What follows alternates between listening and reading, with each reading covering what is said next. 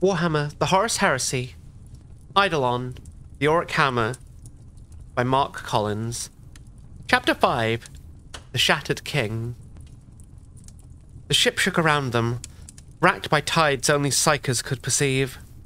The belly of the Wage of Sin had metastasis, taken by the touch of the warp to be shaped at the whim of the Shattered King. Stairways nowhere extruded through the decking. Doors opened onto plain steel walls or stretched away into distant and rapturous infinities. Its very presence was poison, worming through the veins of the ship, twisting it into something unnatural, even by the standards of the Third Legion. Windows had appeared in some places, scenes of terrible beauty, rendered in stained glass, every shard weeping with blood and tears. All the reflections watched him, with his own clouded eyes, with his corpse-pallid face, with the visages of the long dead. Eidolon.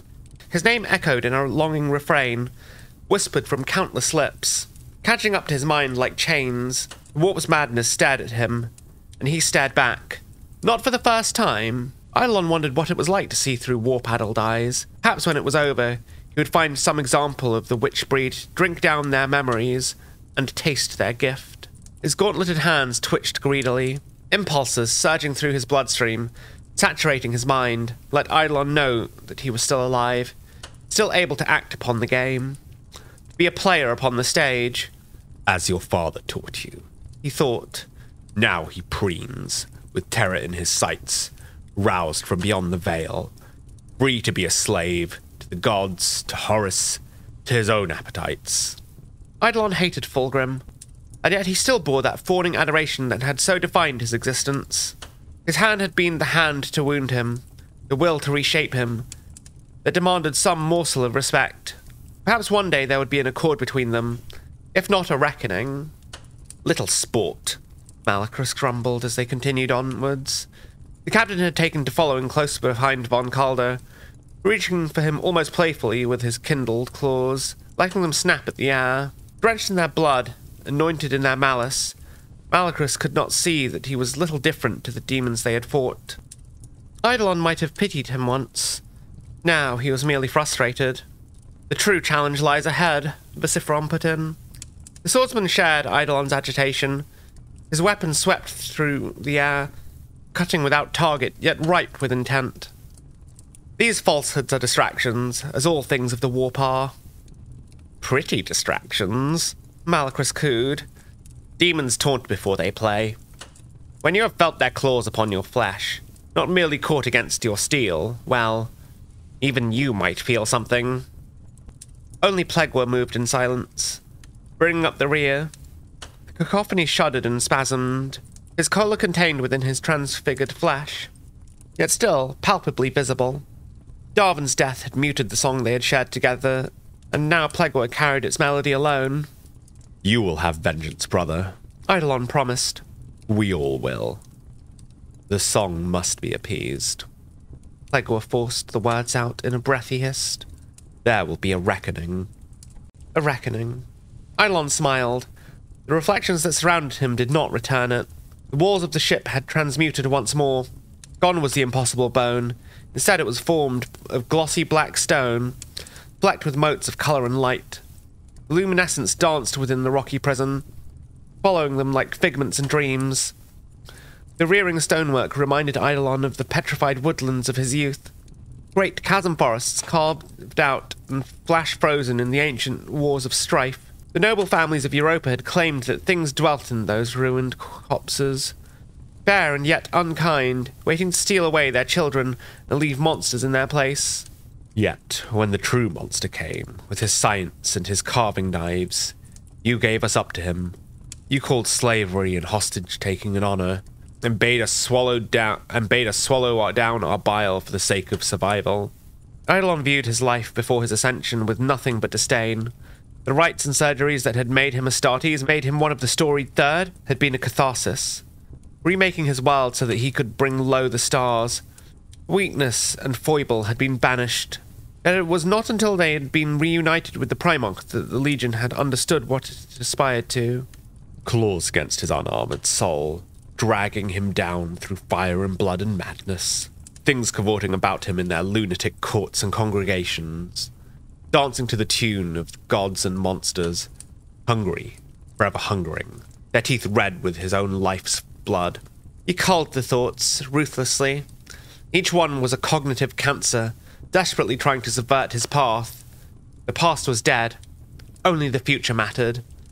Beckoning with its burning promise, the throne world would be reaved clean, reshaped by the new desires their gods had shown them. Eidolon sniffed the air as synesthesia overwhelmed him, staggering as the sensations reared suddenly and painfully.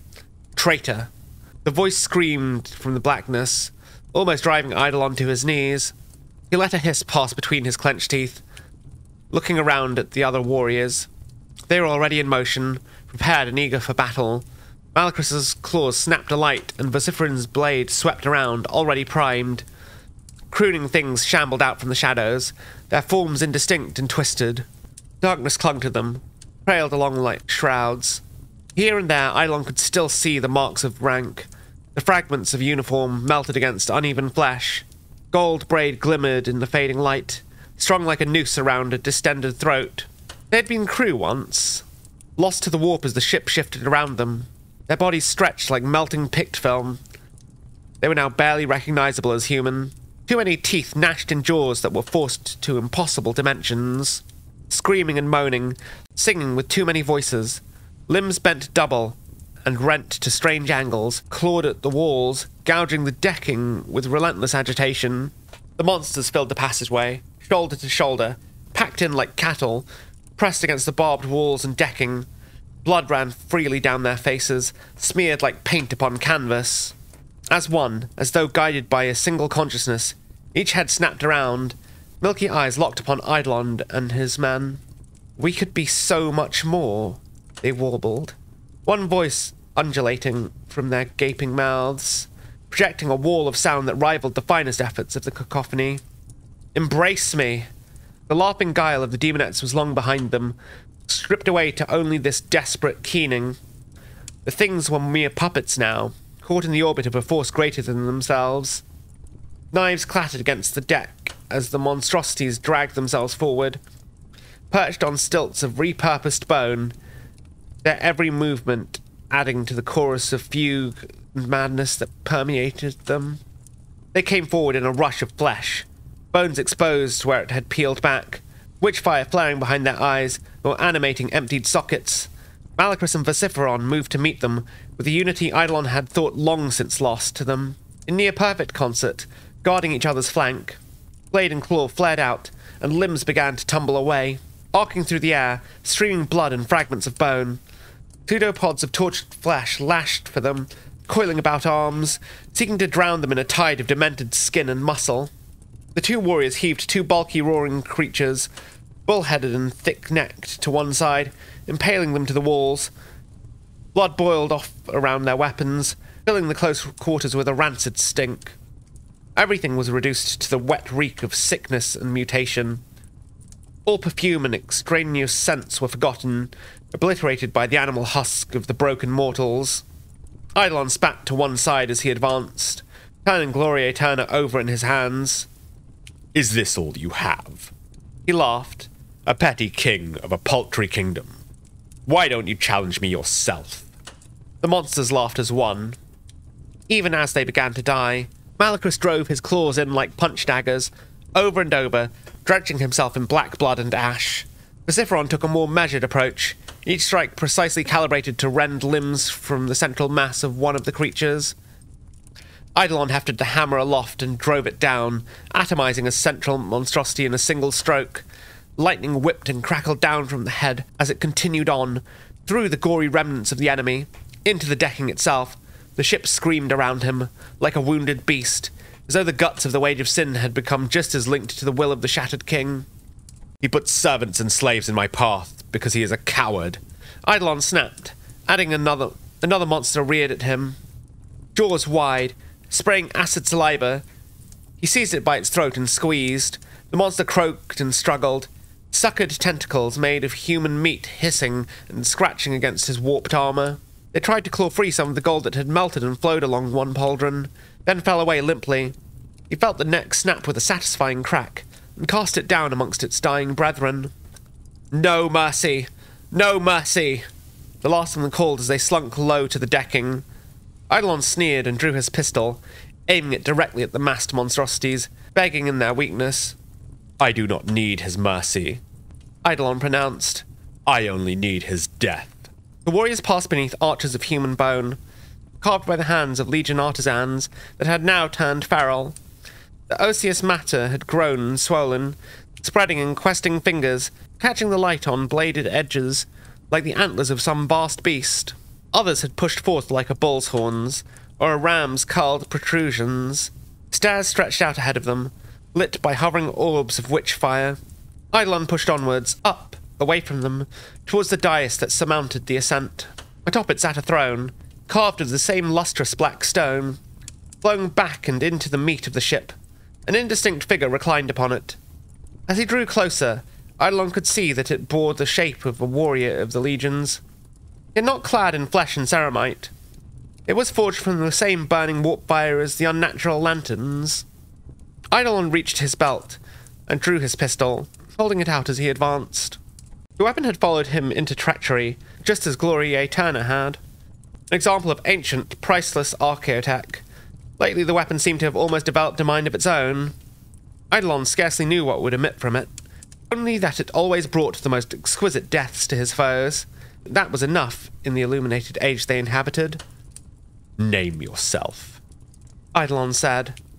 The thing rippled with mirth, its corpus undulating with the motion. Faces writhed within its body of flame, pushing out like captive souls seeking escape. It stood, rolling its shoulders as though it were a man. Am I so changed, brother? The thing asked. It tilted its head and stepped forward. Light flowed through it, out and into the black stone of the transformed ship. The chorus of damned souls went with it, diffusing into the earth, finally granted release. The motes of light became more agitated with every step it took. Do you truly not know me? Some weakling brother who yearned to follow the Primarch, I imagine. There are countless of them. Lotus-eating fools who would have followed Julius into yet even deeper madness. No use at all unless you required someone to run at the enemy screaming of their own apotheosis. You were meat once, now you are just a figment. It paused, halfway down the stairs, and let its hand close around a hovering orb of light.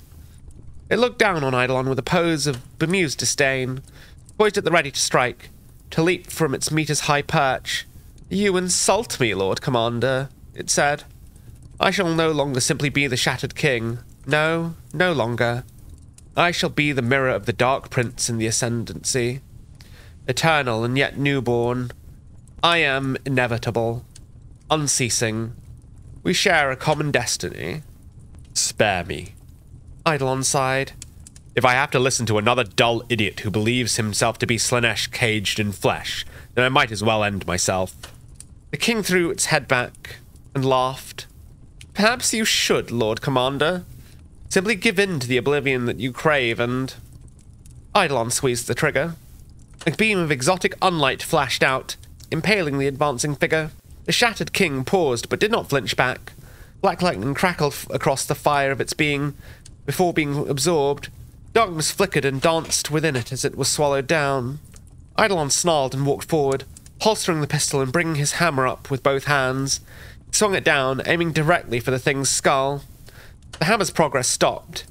Eidolon looked at the demonic apparition, the warped reflection of what it meant to be Astartes. The Shattered King held the hammer in its precise grip, like a child holding a toy with exceptional care. It pushed. Eidolon flew black, almost barreling his fellows over. He kept his footing, bracing his left leg against the glossy black stone. Light clung to him, pouring up from the scraped ground. Voices hissed in his ears, surging into his mind, seeking to overwhelm him. Traitor, brother, murderer, liar. Ghost-light after-image pulled themselves from the ground and coiled around him. Weeping fire, their faces contorted in absolute agony. Eidolon pushed through them, weapon raised. Gloria Eterna's light dispelling the illusionary attackers. The faces of men and women snarled with animal rage, then faded away, broken by Eidolon's superior wrath. You are unworthy of such a gift, the king hissed. Hands reached out, grasping for the weapon with a desperate need. Give it to me. Lay down your burden. Surrender to the inevitable. The Dark Prince has made and remade you as a folly, a farce. You are mocked beyond the veil. Be a sport for the warp's tides. Eidolon's neck was thick with veins. It was not merely his gift that swelled within him now, but a true and righteous fury. That this thing should dare, not a man any longer, and not yet a true child of the warp. A bastard, half-breed thing, its broken soul burning like a beacon, calling the demonic to it, marshalling them as some unclean champion, commander in its own right, a shadow, an echo. He did not loose the scream. You talk too much, he hissed. Too much for so meager a thing. I am not some little pet, the king protested, almost petulantly gesturing with talons of fire to the gathered warriors. Not like them. Such petty things, bright little souls. Perhaps they shall have a place in my court when I sit upon my throne, when I am as I should be. They are not for you, Eidolon said. He stepped forwards again. Each step was agony. Not with the chaotic response of his broken form, but with the pressure the creature exerted simply by existing. He was fighting through curdled gravity, a wall of crushing fire that coiled around him. Seeking entrance, systems began to sing in his armor as it struggled to repel the flame. He pushed onwards. The Shattered King moved with a languid grace, almost careless as it sauntered towards Eidolon. His anger flared again. This is my ship. My millennial. My. Eidolon's voice faltered then, choking on the words he had almost dared to utter. My legion. Eidolon did not move. At his nod, the subtlest motion of his head, his warriors responded in his stead. Vociferon advanced first, eschewing Malchus's right of rank. Instead, he stepped forth with the surety of the duelist and the oath of his blade. A fine blade, Eidolon reflected. Like Gloria Eterna, it was an exquisite weapon, one that had kept its keenness and its beauty even as it followed its master into betrayal. A charnable saber, so sharp, even now. Eidolon watched as the swordsman raised it, pushing himself forward, swinging for the Shattered King. It growled, a blade shadowy and indistinct, utterly at odds with the figure's burning menace, conjured to its hand. The blades met with a ringing clatter that filled the impossible space, resonating off the distant walls in ways that made Eidolon's blood sing. Malachus, never one to be outdone, hurled himself forward, claws glittering as he swiped down towards the spectre's head. It turned them aside, weaving between the warriors. Von Calder fired into the melee, bolt pistol barking, uncaring whether he hit his comrades or not. They burst amid the tumult like blooming flowers, casting fire and shrapnel about the chamber. The room shuddered in immaterial symphony. Eidolon finally strode back into the fray, hammer raised. Malchus's claws caught the king in the chest, while Vociferon held its blade locked with his own. The demonic thing hissed and spat. In the same moment as Eidolon raised his hammer, Plagueis stepped out from behind him, sonic weapon unleashed, singing its ruinous song as Eidolon brought the thunderhammer down, its crackling arc finally striking the king. The flaming figure stiffened and cracked, more black lightning rippling across its torso as its hisses became screams. The warp earthed through it, searing lines of light moving through the black stone. It hurled its arms up, and the world responded in kind.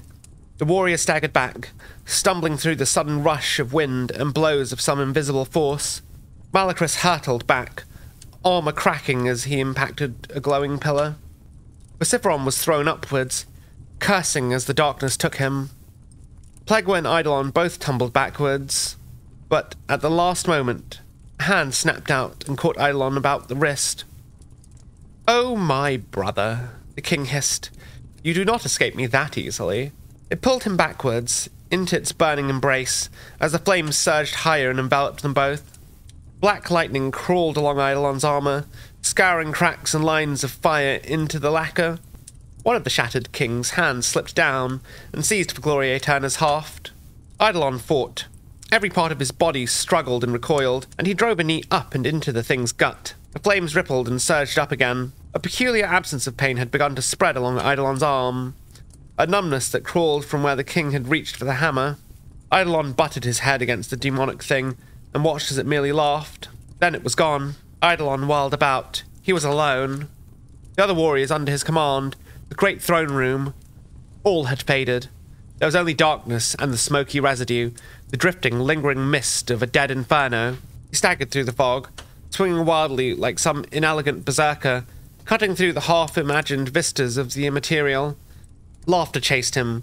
Walls rose around him, indistinct as gun smoke, questing for the heavens in imitation of some distant place.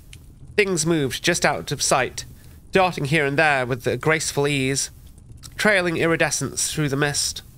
Fractals danced beyond his reach, following the revelers of the shadow hall that had ensnared him. Eidolon could feel the thrum of the figmented reality around him, pulsing like breathing. It was as though he was trapped within the lungs of a slumbering god, his entire being encapsulated by this non-space. Light broke the gloom in a sudden rush, and he raised a hand to shield his eyes from the power of it. Two figures gazed down at him, their silhouettes hazy in the blinding glare. One was a seated figure of golden light, radiating cold and clarity that threatened to strip away whatever pretensions he held about himself. Eidolon felt it worming into his soul, pouring at the core of his being. The other burned with a majestic warmth, alive with the power that came only from dying to be reborn once more. Behind them, the shadows moved and danced, writhing with the form of something vaster than worlds. Black fire and violet light pushed through the undulating shadow, and for a moment he was almost certain he could grasp what it was. He reached out one trembling hand, but another grasped his wrist and pulled him back. Eidolon whirled, hammer striking out, hewing the empty air. "There is always a choice," the Shattered King whispered from all around him. Eidolon spun about again. "Show yourself, coward." "Always a choice," it repeated. "Loyalty or treachery, obedient son or warlord in your own right. I can show you the way, liberate you from the chains that bind you to petty notions. Why stand alone in service when you could rise? Ascend to your true primacy." "I will not be a vessel for a deluded failure who lost himself to the warp." "Of course not," the king whispered, almost sadly. Fingertips brushed against Eidolon's chin, and the Lord Commander Primus moved. Acting on pure instinct, shook free of the king's clawing embrace and swung the hammer around. The phantasm slipped away, cloaked in smoke. The king lunged from the opposite direction, master of this conjured place, as one with its haunting environs. Claws thrust out like lances of fire, gouging into Eidolon's chestplate, pinning him in place. His heart's convulsed. He could feel the vitality flowing from him, bled away by the thing's relentless, maddening assault. Colour flared behind him, as though given new strength and form from Eidolon's suffering. He pushed back, driving his shoulder into the king's tormented corpus. Forcing it back and away from him, new strength rose in his limbs, and he hefted the hammer up. "You will never have my submission, Figment," he snarled, and swung Gloria Eterna. The king flowed away, and then surged in, pinning Eidolon against one of the walls. The talons bit his flank, hammering into his side again and again, till the plate rent and blood flowed down his side. Eidolon bit down hard as the pain flared bright, and then faded away, siphoned and stolen by the monster's embrace. "You," he snarled through his gritted teeth, "are nothing." He pulled the hammer round and slammed the haft into the king's chest, thrusting it back and away from him. The demon's features split into a blazing smile again. It hurled itself forward, desperate and pulling, rabid with hunger. Eidolon hurled himself to one side, letting it rush, maddened into the very wall it had slammed him against. The hammer came round, fully ignited, all his strength behind it. He felt it strike something solid at last.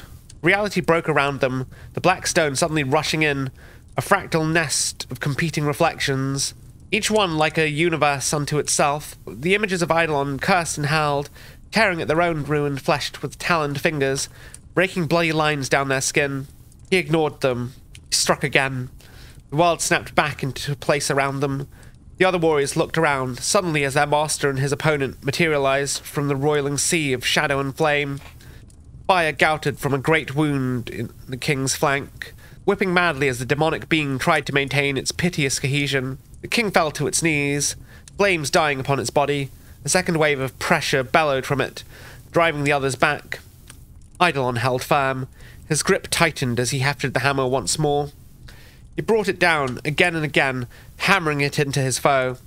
The fateful lightning caged within its fiery skin discharged. The reflections died, some merely going dark, while others flickered to reveal the grinning death mask of a skull. Pretender prince, the king hissed through shattered teeth, his form reduced to a dying abstraction. The flames rose, shattered apart, ran like wax. Its features coalesced into a gurning hole, in imitation of a mouth, staring with empty sockets. These are but the beginning of your agonies. I have suffered longer than you know. Eidolon snarled. The king grinned, forcing itself up one last time. It pulled its blade free of Vociferan's lock, as though it had merely been biding its time. The blade lashed out, a tongue of liquid darkness. There was something familiar in its motion, in the fluid arc of it as it swung out towards him. Eidolon tried to flinch back, but felt it taste blood. Armor split beneath its caress. Instead of pulling away, Eidolon pushed forward and let it bite deeper. He savored the agony as it pulsed through him, the gentle flow of blood down his skin. He drove the hammer down and the king shattered. The demon cracked into 1,000 pieces, each shard of fire and madness, tumbling into the decking. And it was decking again. No longer the unnatural black stone, but iron and adamantine.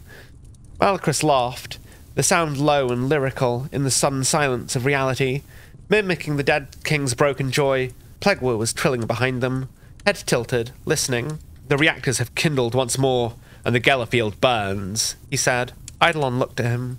You're sure? Plegwa nodded. Aye, Lord. The storm abates. Soon we shall be free once more. The Lord Commander Primus turned his gaze to the head of his hammer. Burnt black blood clung to it, defying the power field. The patterns it had left seemed to writhe with primal malice. A hateful intelligence lingered about the weapon, like a moral stain. Then let us find out where we are and right our course again. That was a pretty interesting chapter. I quite liked that. The way Mark Collins writes combat, I really enjoyed it. It was a bit confusing at times, but at the same time, I think it was meant to be a very confusing and chaotic fight. There was meant to be a lot going on with multiple participants. I mean, that fight kind of dominated that chapter. Still, I really like the whole Shadow Realm Eidolon kind of got sent to. It reminds me a bit of the final boss fight in Space Marine 2, where you get sort of like one player gets like kidnapped to a pocket dimension to do their own solo thing, while the rest of the players still fight the boss. It's really interesting. It reminded me of that. It was very cool, I thought. I also really liked seeing Malachris and Vociferon do their whole teamwork thing, even though they clearly hate each other. I thought that was very cool. It's a chapter that just really gets me excited. I can't wait to see more of what's going on.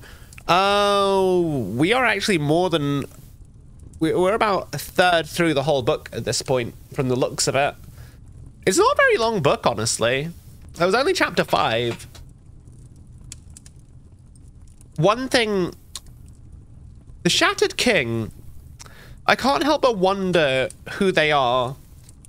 They don't remind me of anyone in particular at this time.